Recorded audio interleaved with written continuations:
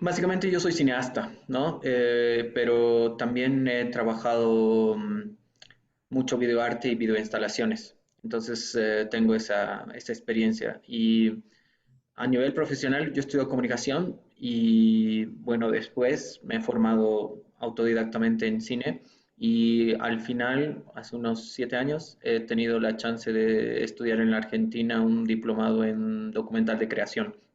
Entonces tengo esa especialidad, si quieres, dentro del audiovisual. Aunque mi primera película es una ficción, ¿no? Y ahora estoy llevando adelante un documental para internet. Entonces tengo una diversidad de intereses y de cosas que he ido desarrollando durante mi labor creativa.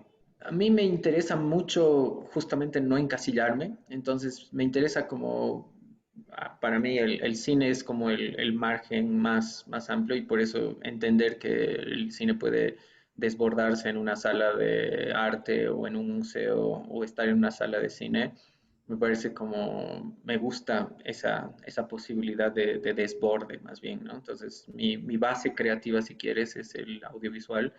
El cine es desde donde me gusta construir y me gusta explorar, como en este caso, lo sonoro o otras experiencias, pero vincularlas con mi experiencia creativa. La imagen en el arte y en la sociedad, bueno, este es un criterio particular, pero yo considero que la imagen se ha estado gestando y se ha estado produciendo muy en torno a lo visual, muy en torno al ojo, ¿no? ¿Cuál es tu criterio respecto a la imagen que deviene de otros sentidos que no son el ocular?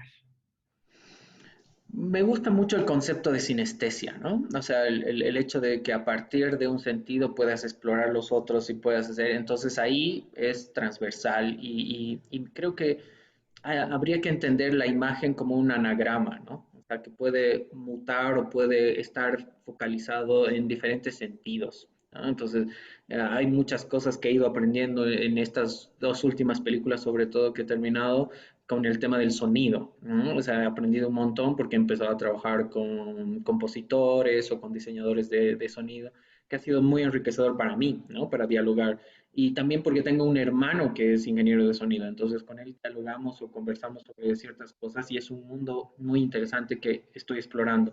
Pero como yo vengo de la imagen y esa construcción icónica, si quieres, entendiendo bien lo que dices, creo que hay un desenvolvimiento a explorar en países como Bolivia, digamos, en donde el diálogo intercultural puede hacernos encontrar diferentes manifestaciones. Entonces creo que ahí todavía hay pendientes varias cosas, ¿no? Y en esos diálogos nos podemos enriquecer mutuamente. Creo que eso es algo tal vez que tenemos pendiente como creadores, ¿no? Esos diálogos interculturales. Ahora, para hablar un poco más en torno a la pieza que estás preparando para el Rayo, si nos puedes dar un antecedente de cómo es que tú llegas primero a situarte en este tema y después hablar más sobre la pieza en sí. Bueno, mira, yo hace unos 15 años he hecho un voluntariado con Naciones Unidas y he vivido en una mina, en Colquiri, y que está al sur de La Paz. Entonces, cuando he estado ahí 6 meses, he tenido muchas experiencias, ha sido muy enriquecedor para mí. Y vengo trabajando el tema de las minas hace bastante tiempo. He hecho dos documentales en sí, en la parte de siglo XX, un CIA Yayagua. Y en esa relación es que tengo un archivo de lo digitalizado que que tenían en ese momento las radios mineras. Y eso me parecía súper interesante. Ahora estoy trabajando un tema sobre los cines en las minas.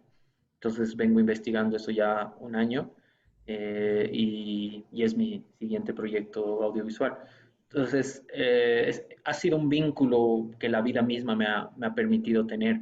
Y porque hay como una larga tradición, en este país siempre vas a oír en muchos niveles o con gente mayor que este país se ha construido sobre la minería, pero hay cosas que tal vez hay mucha cáscara en esa relación, ¿no? O sea, no, creo que tenemos todavía muchas anteojeras que han construido ciertas imágenes sobre las minas.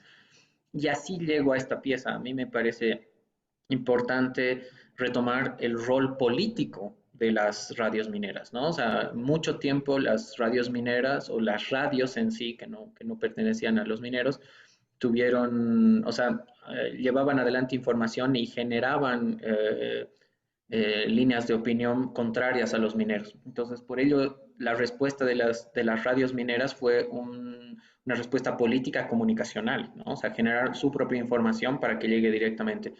Y en las épocas de la dictadura, las cadenas mineras que se establecieron fueron mucho más creíbles que las radios estatales, ¿no? Entonces, tuvieron su peso político y su presencia no solo en las minas.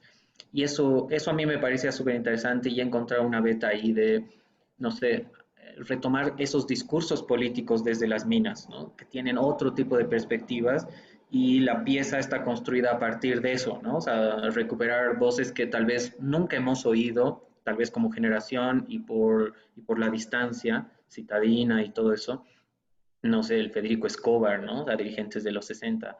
Y yo estoy trabajando sobre el archivo de la Radio Pío 12 y sobre la Radio Guanuni, que editaron dos discos hace unos 5 o 6 años con la Magdalena Cajías. Entonces ahí como me interesaba mucho volver a oír eso en ese sentido de eco, ¿no? Hay ciertas cosas que vos las escuchas y te traen mucho a esto al discurso muy actual, ¿no? Ahorita es como todos empiezan a hablar de Venezuela, de Bolivia, de la venezolanización de Bolivia o la cubanización, todos esos discursos comunistas o socialistas que en los 60 también estaban muy presentes. Entonces he ido encontrando esas luchas con, con la radio Pío II empezó en 1959 con un mandato muy preciso del Papa Pío VI que era combatir el comunismo y el alcoholismo. Entonces fueron como los primeros 4 o 5 años de lucha con la radio en Yayagua, ¿no? La Pío XII, pero después como que hubo un cambio, los curas vieron todo lo que se estaba gestando, todo lo que estaban sufriendo los mineros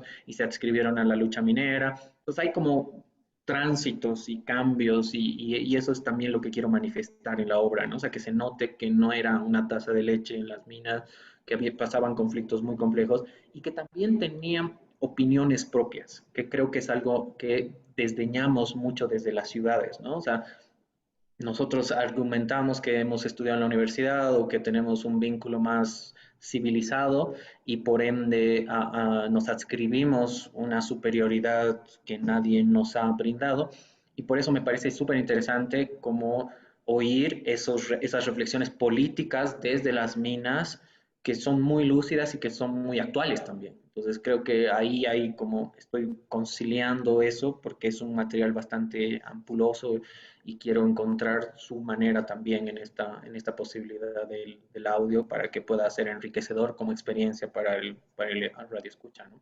La radio tiene un poder democratizador, tiene un poder de construcción y organización social.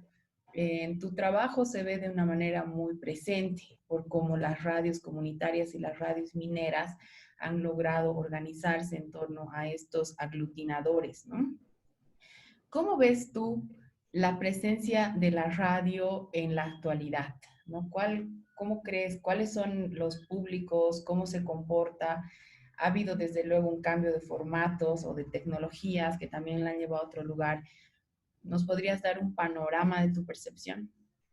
Mira, yo lo que veo, justo ahora estoy trabajando en un podcast con sobrevivientes de violencia sexual, digamos, ¿no? Y estamos explorando con un tema tan duro y tan complejo cómo llegar a la gente.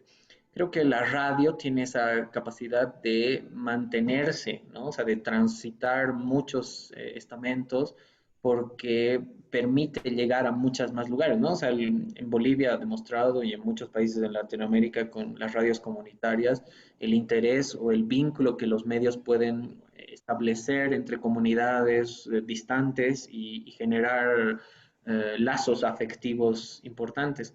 Creo que ahora los podcasts y las cosas se han focalizado, como todas nos ha enseñado las redes sociales, y eso hace que los públicos sean mucho más exigentes y precisos, ¿no? O sea, si yo quiero oír sobre fútbol y historia y no sé qué, puedo encontrar algo así de preciso y así de exquisito.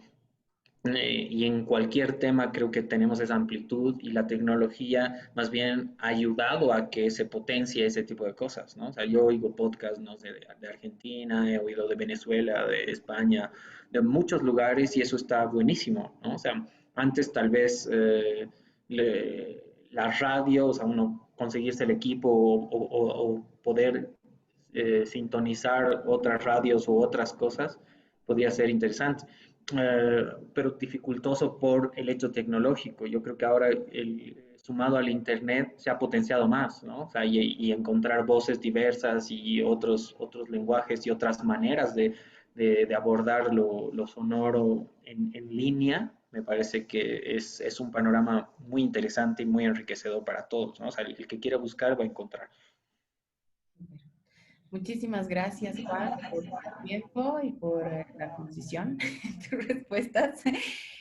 Los invitamos a todos a que puedan escuchar esta pieza que has compuesto a través de un largo trabajo. Son más o menos 15 años que estás en relación al tema de tu pieza. Así que muchísimas gracias por haber aceptado la invitación a ser parte del Rayo y por tu aporte. No, gracias a ti y bueno, espero que sea interesante y genere también para cosas para que podamos seguir creando y conversando sobre esto.